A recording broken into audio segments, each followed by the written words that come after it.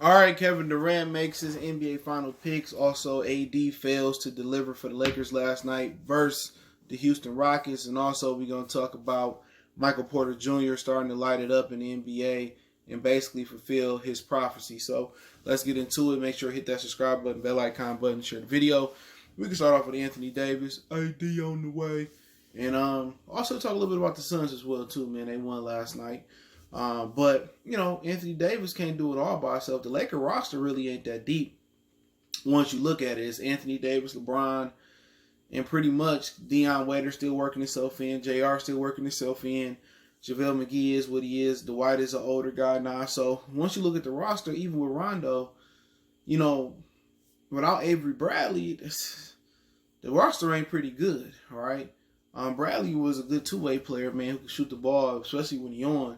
Danny Green is hit or miss. So basically, this team is the team is built around LeBron. Really, it ain't really built around AD. Everybody do well is LeBron, and I do think that Deion Waiters need to step up when LeBron is not in and look to score and create because he can't do that. I think, to be honest, talent wise, with the ball in his hands, he the third best player on the team with the ball in his hands. Not saying overall off the ball, defending, but creating and shot making and helping other people out and making the game easier. Deion Waiters got to be more aggressive, all right? And I know he's still trying to find his swag and trying to find his rhythm. He ain't really played in quite some time, but, before that little situation happened in Miami where he went through a rust patch, he was, all-star level caliber player. That's how he got that contract, but I'm not concerned about Anthony Davis right now. LeBron need to rest. It's the right thing to do. I think Anthony Davis played 30 minutes yesterday. Was 17 and 10 or something like that. Not concerned about him. Playing against the Houston Rockets, who don't have a center. I expected Anthony Davis to really get 40 last night, but maybe he a little bit wore down or whatever. And they're really not playing for much. So I expected more from Kuzma as well, too. You know what I'm saying? I think he coming as well, too. I expected a lot more from Kuzma. So, it's good that while LeBron in the game, some of these dudes need to step up. And maybe they need to sit Anthony Davis out because we know what he can do. See what Deion and JR and Kuzma can do if they can find a rhythm or whatever. But, people are going to always point out games. I thought he was MVP. I thought he can do it without LeBron. At the end of the day, it is a partnership. But Anthony Davis was looking like the goods in this, remake 8-game regular season, makeshift. He was looking like the goods, but you're going to have off nights, and that's the question. Can Anthony Davis do that in the playoffs? You know what I'm saying? But the Laker team, man, right now, they don't really look like they got a lot of camaraderie. You know what I'm saying? And it ain't because LeBron and AD. It's because of some of the J.R. Smith, the Deion Waiters, the Kuzmas, some of them dudes, JaVale McGee, they got to really, find their tempo, find their crevice, find their groove. And if they don't find their groove and start performing the right way, and hitting their open shots and going out there and do what they do, the Lakers going to find themselves being eliminated from the playoff expeditiously, quick, fast, in a hurry. So they can't just all depend on Bron and AD. Kuzma got to, fill his role. Deion got to fill his role. When Rondo get back, he'll be able to facilitate some things with some of those guys. But I'm not really concerned about Anthony Davis. He didn't have to play hard last night, but when they tallest player on the court sometimes is 6'5", or 6'7", whatever Robert Covington is, AD should dominate. Preseason, regular season, playoffs, AD should have did better last night. But maybe if they're not playing for nothing, he didn't go hard and didn't want to injure himself. So that is what it is. And also, we'll talk about the Suns real quick, right? The Suns, they looking good. You know what I'm saying? And Monty Williams probably has an advantage because, I figured that Denver would have an advantage, but they missing so many players. Gary Harris, I don't know if Will Barton played yesterday. Jamal Murray. They're missing a lot of players over there, right? But with Phoenix, I think it favors them. They got a young team, young legs, dynamic scorer in Devin Booker, dynamic scorer in, DeAndre Ayton had a great game last night. They don't have Kelly Oubre. I don't know why. I guess he didn't make the trip when he was injured. But they got some young guys over there. Cam, they got the other kid from Villanova, from Philly. So they got a really good team, and they 4-0 in a restart. And Devin Booker is dangerous. Anybody that can put the ball on the court and score and spot up in this tournament in this little 8 season game, they dangerous. And Devin Booker is a very, very dangerous guy. And if the Suns can put it together and they can make a run, or this momentum can carry over to the next season, maybe it can stop Phoenix from going to Las Vegas or going to where they trying to go to. You know what I'm saying? So, you know, at the end of the day, I like Phoenix. And I like Monty Williams, his whole story. I think he lost his wife and all that. But Aiden got to know his place, and Booker got to know his place. They got to defend at a high level. Let Rubio facilitate sometimes. They got a nice team. It's just that two young guys, they probably need that one strong veteran presence in the locker room.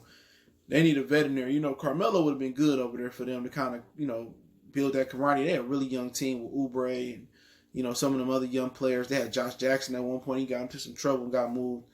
Phoenix is a really, really young team that, in my opinion, that they just need some veterans over there. You know what I'm saying? Carmelo would have been nice over there. Chris Paul would be nice over there as a veteran leader, but I think he's more close to want to win. So they need a veteran. Drew Holiday, a couple veterans over there, get them together, man. So they need veterans, bad. And you wouldn't have that little rift that Aiden and Booker had last year. I think Rubio is a nice veteran, but they need somebody that's strong voice in that locker room. And I think Monty Williams is helping that out, but they need some more veterans over there. Even a Jerry Dudley at the end of the bench can help. I just think they're young, but I think they're starting to mature. So it's good that they ain't break that thing up yet, because it take time. Aiden got suspended for, whatever reasons that was. It take time, but also let's talk about Michael Porter Jr., a phenomenal talent. I love him coming out the draft. I remember my Pistons. You can check my Motor City Sports Talk channel out. That's Motor City Sports Talk on here, YouTube. My Pistons was supposed to, grab him, but we traded for Blake Griffin, and we lost that draft pick to the Clippers. The Clippers passed up on him. A lot of teams passed up on him. He almost fell out the lottery. He would have been the number one pick that year. You had Luka, you had Marvin Bagley, you had Trae Young. You had all those dudes going up pretty high. I can't remember who was the number one pick that year. I just looked at that draft. But he was expected to be the number one pick, but he got a back injury in Missouri, and a lot of people just shied away from the kid because it's a narrative going out there, and I learned this in my CNC Mills and Lay's class, was that back injuries can heal. You know what I'm saying? It's a misconception that you have back surgery and your lifestyle is never the same. My father had it, and his lifestyle is better than when it was before the back surgery. So, like I said before, man, but Michael Porter Jr., phenomenal talent. Now he getting the green light. Now it's no Barton, no Harris, Jamal Murray, and now he's showing what he can do and really put the ball in the hole, just like T.J. Warren. No Victor Oladipo at 100%. He kind of playing broad, and what I'm saying, he kind of had a little neck injury. But when it was on T.J. Warren, he showed what he could do when you run plays, run sets, and put the ball in his hand. He could fill it up. Same thing for Michael Porter. And that hiatus probably did Porter some good. He probably got stronger, back healed up a little bit more. And I think he's going to be a star in this league if he can continue to stay healthy. Now, we see some dudes that have some foot injuries, some knee injuries that haunted them in their career. Blake Griffin, his shit still haunting them. Ben Simmons, Joel Embiid. But then again, I think Porter's work ethic, and I think he comes from a cleaner lifestyle than some of those dudes. And I don't think he's going to have any weight issues neither. So, at the end of the day, he just reminds you of another Kevin Durant type of guy, Brandon Ingram type of guy. That the game is easy. They big, long, and it's easy. And I think Michael Porter Jr., is going to be the future of the league. He's going to be a future star. And that's one of the reasons why I picked Denver to be a dark horse team with Houston in this thing, because they're young. Only thing that's hurting Denver is they don't have some of their players. And at the end of the day, I think that's a positive. Bola get to play. Porter get to play. You know what I'm saying? So at the end of the day, Jimmy Grant get to play. They can potentially move on from Paul Millsap. You know what I'm saying? They can move on from him. They can, eventually, put some other players in there, young guys in there. They can move on from Gary Harris. And now they really can start letting Porter take over, Jokic take over. And that's what they need. They need an aggressive wing guy. And Barton is very important in what they do. He's an aggressive wing guy, but he's not as talented as Michael Porter potentially. And Porter can really fill it up. And so with that situation, with Porter really filling it up, sorry for Mason crying, trying to come in. Companion dogs, got your wild mini pincher. You got to get them a muzzle. But I will muzzle while he was outside though. But with Porter is just, he gonna be the final piece. Because Murray is quite not that guy. I think Murray, once the West kind of clear up a little bit, and some of the dudes start moving around and retiring, Murray can be that all-star caliber level, but I think he's an all-star. And then Jokic, he is not aggressive enough on the block. He's too passive, and I think Porter could be an aggressive scorer. Even Bola is more of a passive guy. So I think with Barton and Porter on the wings, eventually, I think those are going to be their gunners and their aggressive scorers. And I think Murray can be aggressive, but he got to be more. He got to facilitate being a point guard more, and Jokic can facilitate. But I think Porter and Barton is going to be their key to really going to the next level, in my opinion. But yeah, I like what Porter doing. Liked him coming out. Felt that he should have went higher. But obviously the back injury scored a lot of people away. A lot of people gonna wish they had took him if it turned out right. So let's end it off. Kevin Durant, and obviously he got some backlash from Kendrick Perkins. He said it's hard to tell who's gonna win the championship, but he says that he's looking for, he picking the Clippers and the Bucks to get there. And Kendrick Perkins gave some pushback and said, well, I'm not. He paid on LeBron payroll. I don't know what he's trying to do. Kendrick Perkins the biggest clown on TV. They need to put him where they took what's homeboy Ryan Hollins at. Put him to the back burner. You know what I'm saying? So, obviously, I don't really agree with the Bucks. I really like Toronto. I was watching the Bucks yesterday, and obviously Eric Bledsoe got to play a huge role. Chris Middleton is good. I just think the Bucks is missing something. You know what I'm saying? They missing that sidekick for Giannis. You know what I'm saying? But I just don't trust him. Giannis got a ticky-tack problem, so we can agree on that one. But if I had to pick a second team, it probably would be the Bucks outside of Toronto. I would probably pick them. Boston, it just seemed like Boston missing a big man in the middle.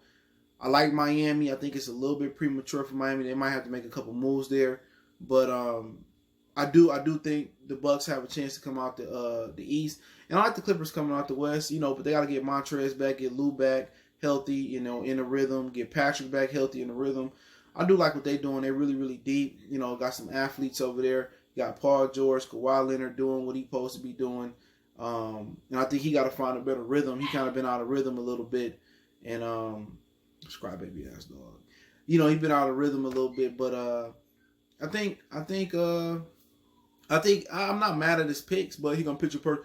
Well, I don't think the Bucks have enough experience, and the Clippers, they don't got LeBron, so I don't pick them because I used to be LeBron rival, but I like to watch his draws and start him in the cell with King Bron. I'm tired of Kendrick Perkins, dog.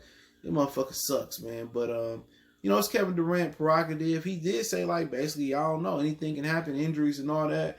He said he hate to make a pick, but he said the Clippers and the Bucks, and he think the Clippers is going to prevail, in the championship. So I can definitely see that happening. But, it's just so much of an enigma. You don't know what exactly is going to happen with the NBA. You know what I'm saying? Injuries and all that. The Lakers can make a run.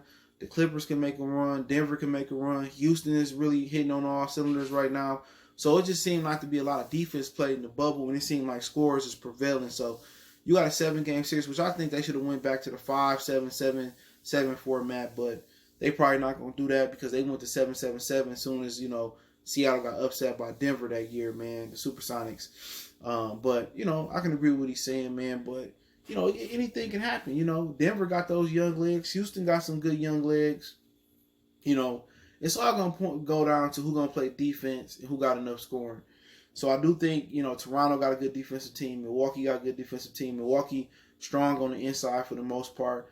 Toronto strong on the inside for the most part. You look at Miami, they're pretty good, but it's just missing something. Not sure what they're missing.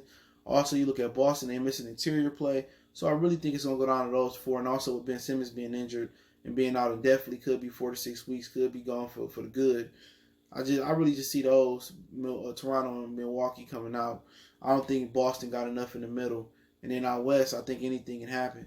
Oklahoma City, they might can make a little run. Houston, Denver, and we'd be lucky if we get the Clippers and the Lakers in the Western Conference Finals. But, we got to see, man. But I agree with Kevin Durant saying. I can see Milwaukee and the Clippers in there, but I think it's probably going to be Toronto, Clippers, or, it might be a surprise team. So let me know what you guys think about Durant's final prediction, what you think about Phoenix, what you think about Michael Porter Jr., and also, what you think about the whole NBA restart, AD, and all that, man. Don't forget we on Facebook, Instagram, Twitter. You can reach out if you got business, question, inquiry, sponsorship, video requests. Keep sharing the videos. Check out our NBA Talk playlist. Appreciate that. All my social media links in the description: Facebook, Instagram, Twitter link. If you ever need to reach out for a business question, inquiry, sponsorship, video request, whatever situation may be, YouTube advice, I'm always open. Twitter's the fastest way. Check out our Facebook group as well. And other than that, you want to make a donation, just share the video, subscribe. But Cash App CJ Good 313 is in the description. PayPal link there as well. Best way to donate, just share the video for your boy. One time for the one time, be gone.